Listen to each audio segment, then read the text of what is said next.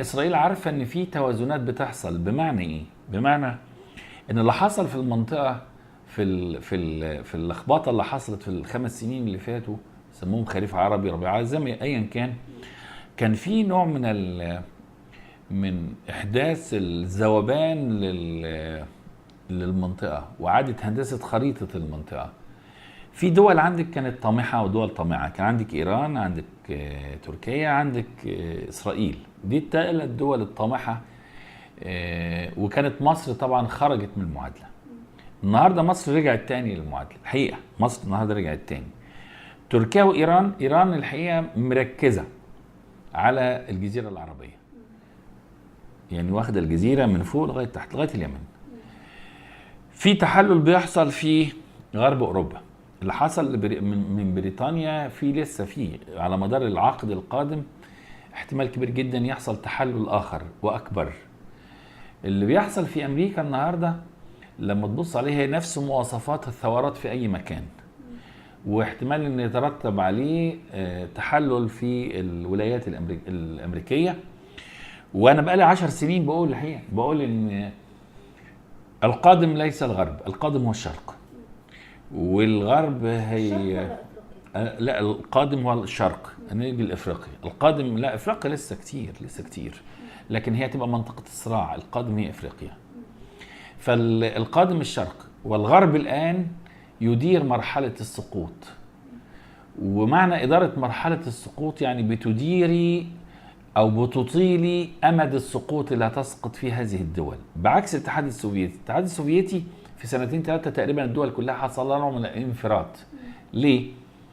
طبيعة وثقافة الغرب مختلفة عن الشرق، وإمكانيات الغرب في الجامعات والأساتذة المتخصصة في علوم الإدارة المتطورة جدا متاحة، بعكس الشرق. إذن لديهم إمكانية إطالة أمد السقوط بعكس الشرق، لكن القادم هو الشرق.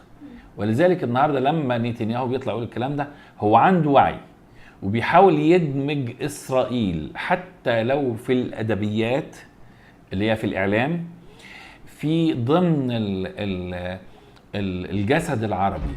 ومع هذا لا زالت عين الإسرائيليين، يعني هي ربما كانوا قبل كده في سياسة بيتبعها الإسرائيليين فيها نوع من العداء، لأن أنت اللي بدأت سياسة العداء، لأنها دولة محتلة محتوى أرضك.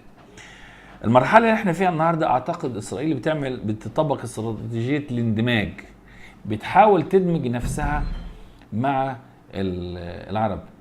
والاتصالات قديما على حد علمي في علاقات تجارية قديمة بين الخليج وبين إسرائيل، مش جديدة، من التسعينيات والثمانينات.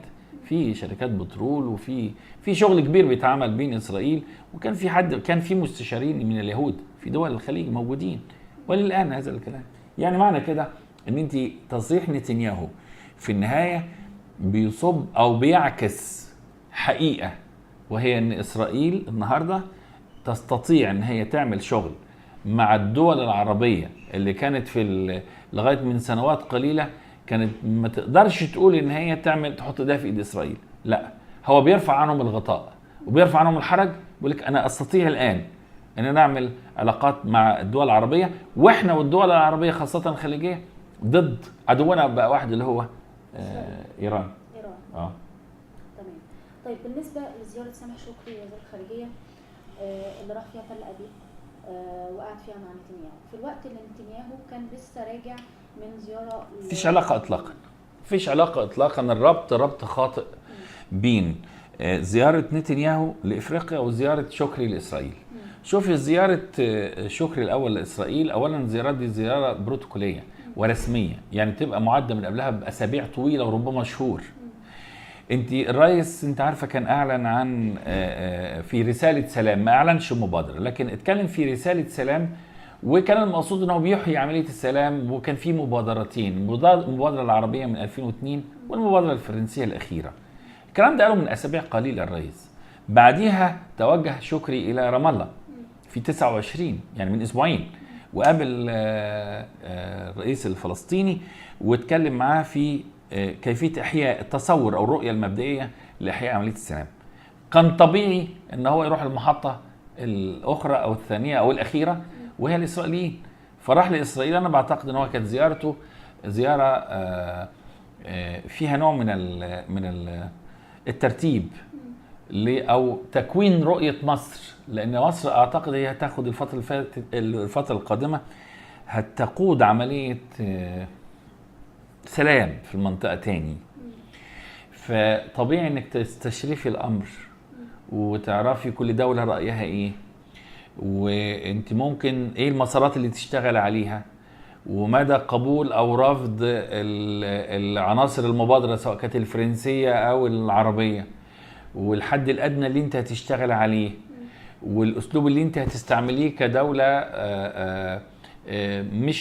مش حياديه. الحقيقه مصر في هذه القضيه ليست حياديه، مصر طرف اصيل في عمليه السلام، لكن الحياد ايجابي، فلازم تختاري طريقه تشتغلي فيه. فانا بعتقد ان ده كان الترتيب او كان سبب ذروه الترتيب لعمليه السلام مع اسرائيل.